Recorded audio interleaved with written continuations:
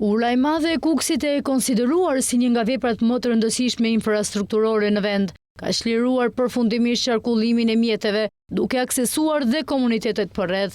Kryeministri Edi Rama, përmes një postimi në rrjetet sociale, ka shpërndar pamje nga kjo urë, e cila bashkon Briqet e Drinit në rrugën e Kombit.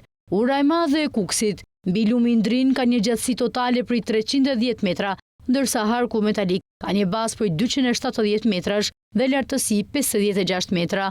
Ura sjell dhe një arkitekturë të veçantë për nga përmasat inxhinierike dhe estetike për të gjithë udhëtarët.